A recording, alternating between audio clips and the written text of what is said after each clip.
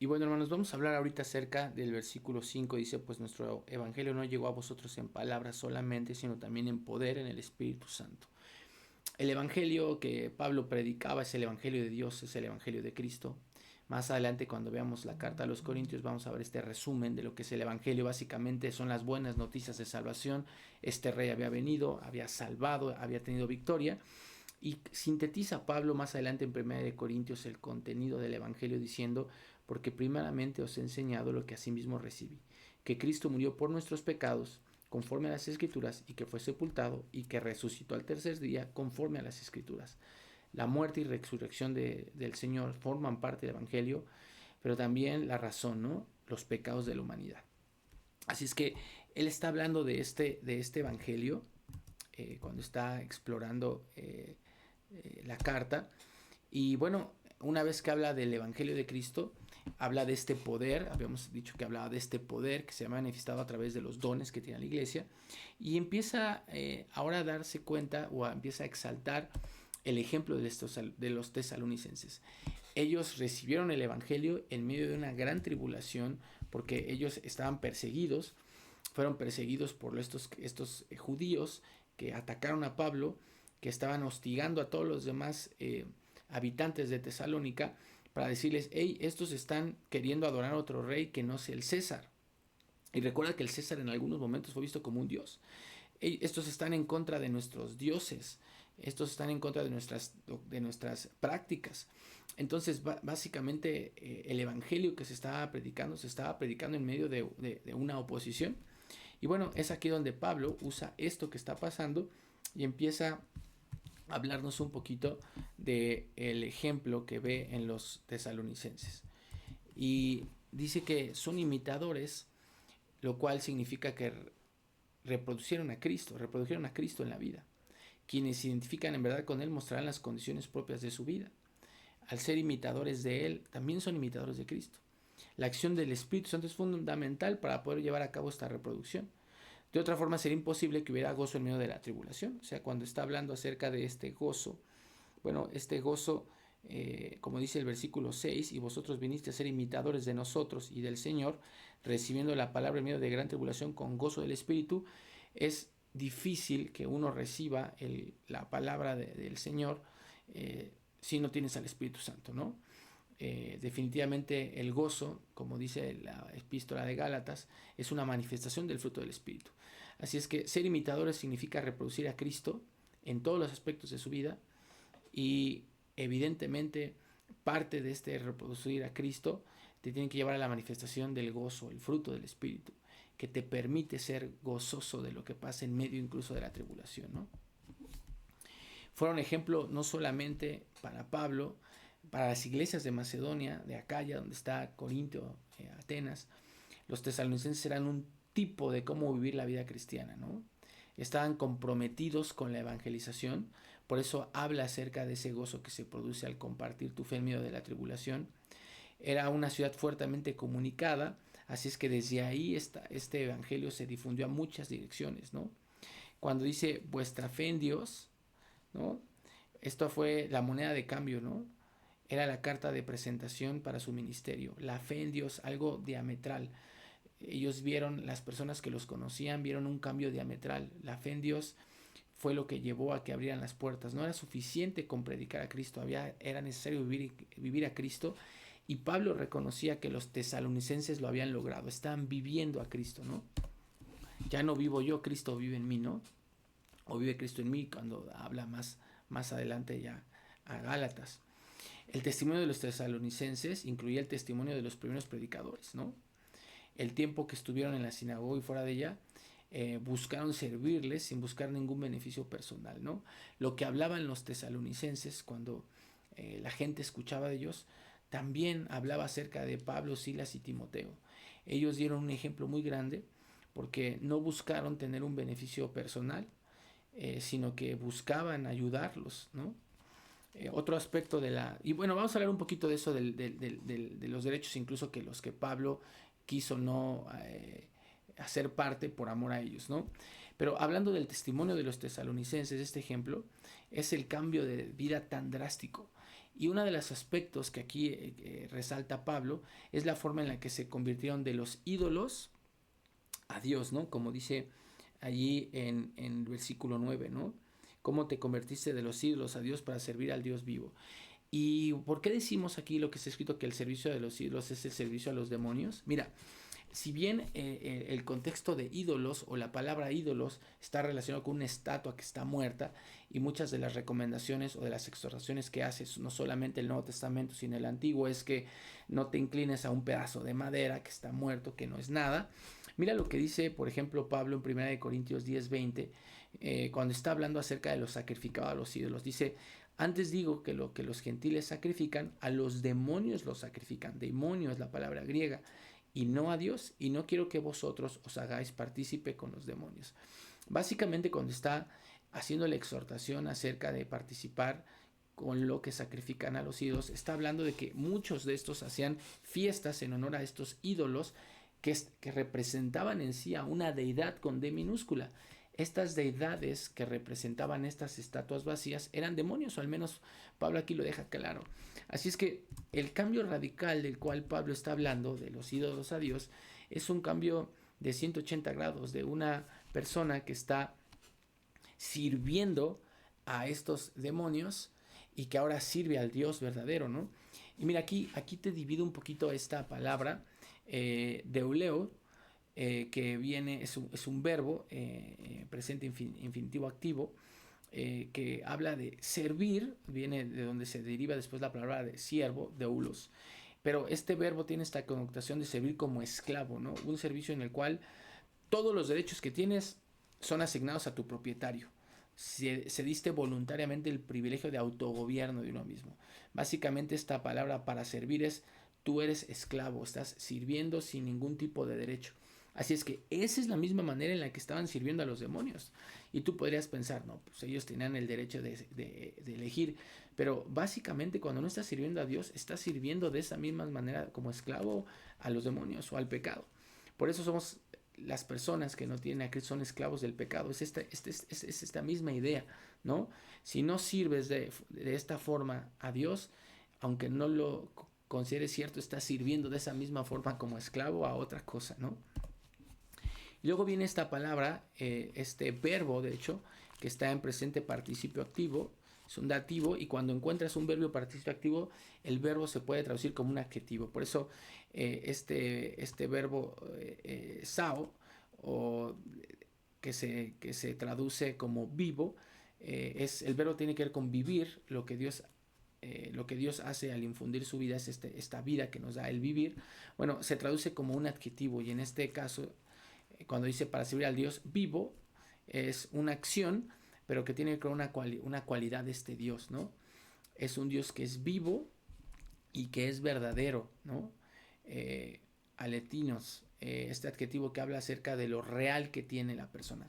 ¿Por qué por qué estamos repasando de esta manera este pasaje?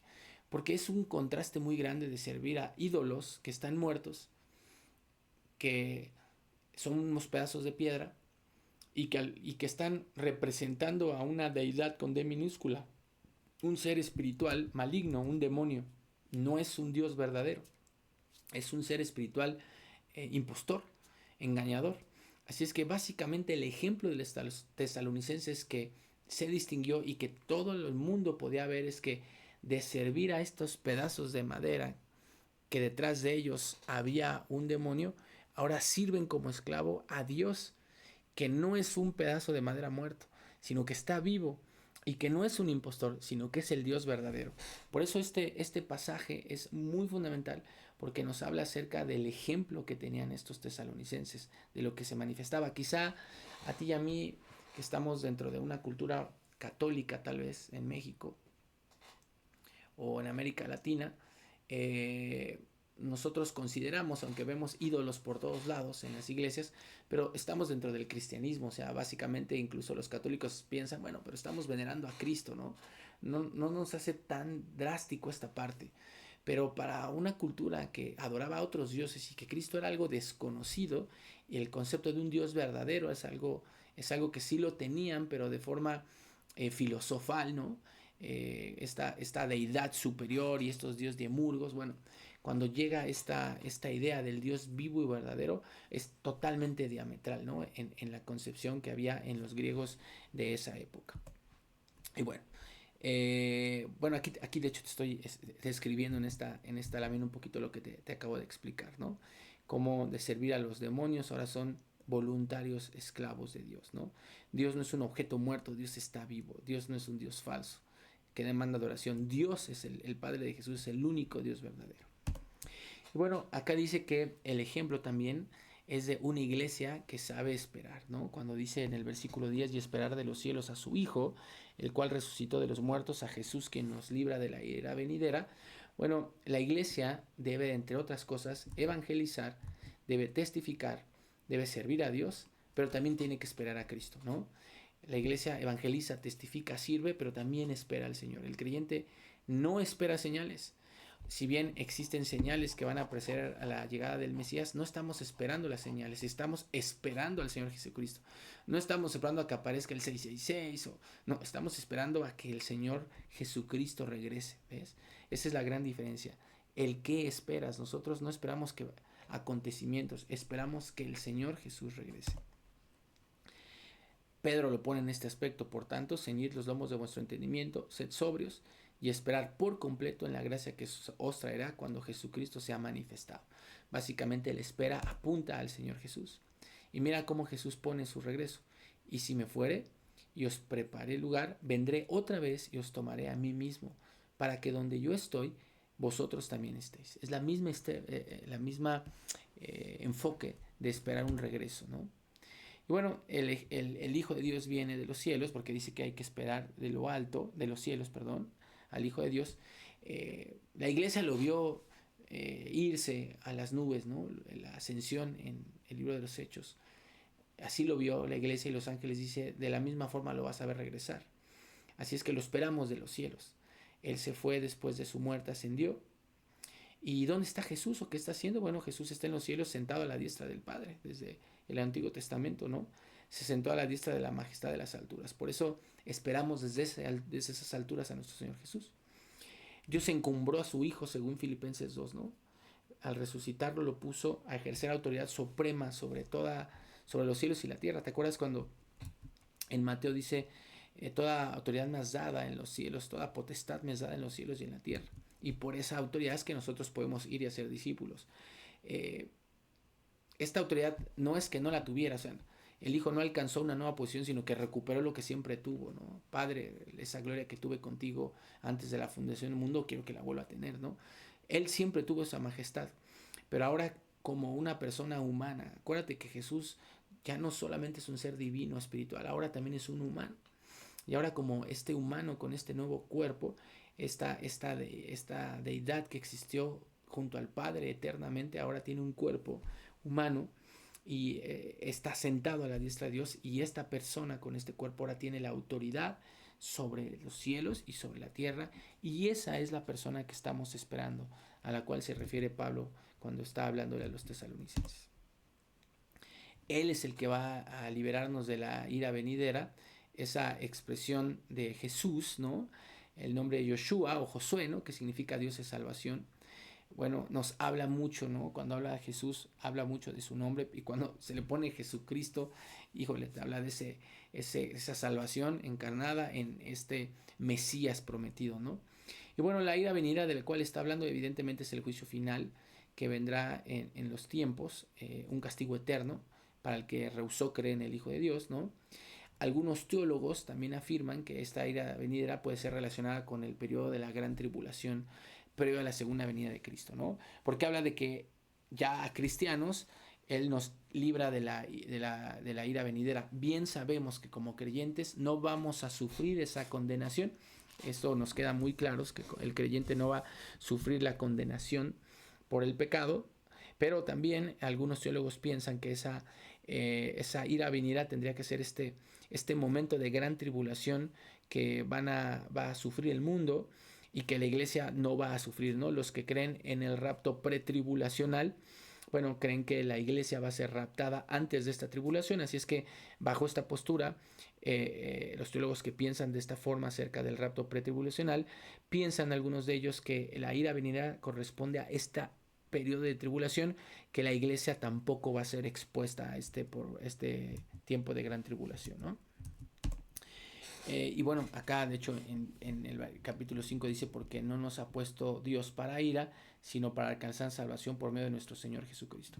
Y bueno, este versículo les comento, evidentemente nosotros no vamos a experimentar la ira para condenación de Dios, pero como les comentaba también, algunos teólogos piensan que habla del periodo de la gran tribulación. Y bueno, vamos a pasar a nuestro capítulo 2, donde Pablo está hablando ya ahora un poquito de la conducta que él tenía con la iglesia de los tesalonicenses, ¿no? Y cómo él defiende su ministerio. Muy seguramente hubo movimientos dentro de la iglesia que buscaban desprestigiar a Pablo, ¿no? Te hablaba de los ataques que principalmente venían de estos judaizantes, personas que habían llegado de Jerusalén, que introdujeron a las iglesias fundadas por Pablo una especie de conversión al judaísmo. El judaizante lo que decía, bueno, básicamente tenías dos enemigos. Primero tenías al enemigo que decía abiertamente, no, esto que están diciendo está mal, es una mala interpretación de la Biblia, y alborotaban al pueblo para decir, no, estos échenselos porque están queriendo que adoremos a otro rey que no es el César, sino un tal llamado Jesús. Pero también tenías enemigos que ya estaban dentro de la iglesia y que eran judaizantes, aquellos creyentes que sí habían creído en Jesús, que sí lo habían considerado el Mesías, pero que también estaban forzando a la iglesia a judaizar, ¿no? A decir, bueno, la salvación viene de los judíos y entonces sí creemos en Jesús y es por gracia, por medio de la fe, pero si eres judío te tienes que circuncidar, ¿no? Y tienes que observar la ley. Así es que básicamente estos eran los enemigos de los cuales hablaba Pablo, y que los ataca fuertemente en varias de sus cartas, o sea, hablando de cómo si estás bajo la gracia, por ejemplo, en la carta a los Gálatas, ahora vas a estar nuevamente bajo la ley. Y no es que los judíos per se que se convertían no creyeran que la salvación es por gracia, pero definitivamente añadían esta parte de judaizar, de agregarle de alguna manera a la salvación, a la obra de Jesús, esta parte ritual, ¿no? Así es que estos eran los enemigos de los cuales está hablando Pablo, ¿no? Los judaizantes. Cuestionaban a Pablo y sobre todo cuestionaban sus intenciones, sus motivaciones, ¿no? Decían que Pablo tenía errores doctrinales y dudaban de las intenciones que él tenía para fundar la iglesia. Lo llegan a acusar incluso de querer estafarlo, ¿no? De querer aprovecharse de ellos, y por eso Pablo tiene que defender que incluso él no les fue gravoso económicamente, ¿no? Entonces en este capítulo vamos a ver esta defensa, y a través de esta defensa vamos a ver lo que decían estas personas. Y bueno, vamos a ver primeramente la conducta de Pablo, esta honestidad en estos 4 primeros versículos, porque vosotros mismos sabéis, ¿no? Ellos sabían un conocimiento experimental porque conocieron a Pablo algunas semanas o meses, y él iba a detallar un poquito lo que ellos sabían, ¿no? Pero básicamente los destinatarios se convierten en testigos de lo que Pablo va a decir a continuación. Él nada más les va a recordar cómo fue cuando estuvo con ellos, ¿no? Y él dice que su visita no fue en vano cuando los vio la primera vez, porque no llegó con manos vacías. Y esto es un poquito de lo que le argumentaban, ¿no? Los opositores. Él viene a sacar de ustedes, pero dice, no, yo no vine con manos vacías, al contrario, vine con poder. Y estamos hablando de este tema del evangelio, con esta manifestación. Definitivamente Pablo manifestó el poder del Espíritu Santo, y el Espíritu Santo llenó de dones a la iglesia. No llegó con manos vacías, ¿no? El judaizante cuestionaba que Pablo quisiera tomar provecho, ¿no? Y pues él no vino a pedir algo, sino vino a darles algo poderoso. A pesar de los problemas que tuvo en Filipos, ¿te acuerdas que con los filipenses también tuvo que salir corriendo? Él vino perseguido, y aún así, a pesar de esa persecución, llega con los tesalonicenses y llega a manifestar estas cosas, ¿no? Así es que su llegada no fue en vano, porque llegó acompañada de algo muy importante, algo más valioso que lo que le estaban inculpando, que él tomaba dinero. Él, él llegaba con algo más valioso, el poder del Espíritu Santo. Y bueno, definitivamente esta acción de Pablo de ir con poder de un lugar a otro viene retomando del ejemplo de Cristo, cuando manda a sus discípulos y dice, cuando os persigan en esta ciudad, huir a la otra, porque de cierto os digo que no acabaréis de recorrer todas las ciudades de Israel hasta que venga el Hijo del Hombre. Pablo tenía esta idea clara: si me persiguen a un lado, el poder de Dios es el que me capacita para poder ir a la siguiente ubicación, ¿no?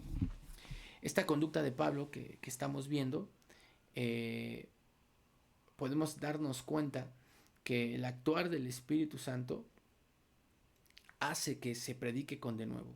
La gran persecución en Tesalónica fue generada por los judíos, ¿no? Los incrédulos, que tomaron a los hombres ociosos y los alborotaron. Pablo, a pesar de esto que pasó en Filipos y que pasaba en Tesalónica, seguía predicando. Así es que un falso maestro pudo haberse seguido la persecución y haberse alejado, ¿no? Pero Pablo no. Pablo defiende su ministerio a base de su conducta. A pesar de esta persecución, bueno, es el Espíritu Santo el que hace que los creyentes prediquen la palabra con denuedo, ¿no? Dice Pablo en el versículo 3 que la exhortación no procedió de error ni de impureza ni fue con engaño. Y acá tenemos las cosas de las cuales la estaban criticando, ¿no?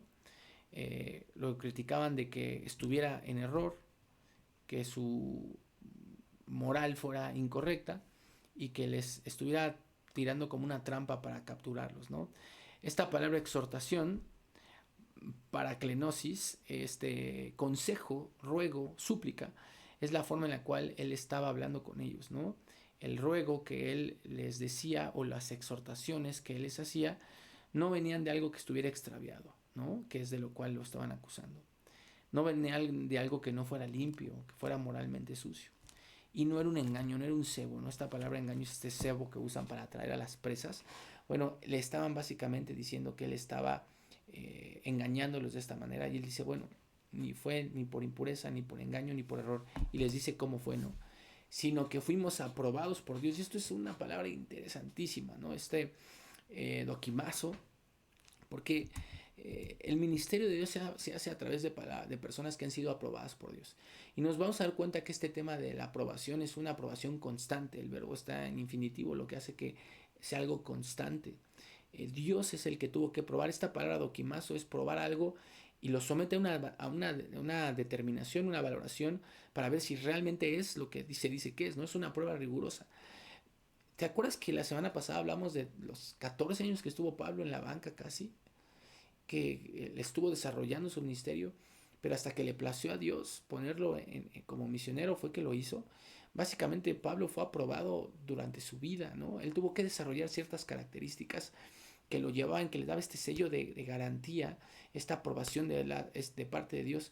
Y sabes, a veces hay personas que pueden ser aprobadas porque tienen vidas intachables desde muy temprana edad o con poco tiempo de recibir a Cristo, pero habemos muchos que tal vez tengamos que pasar por limpieza tras limpieza hasta que seamos aprobados para ir al ministerio.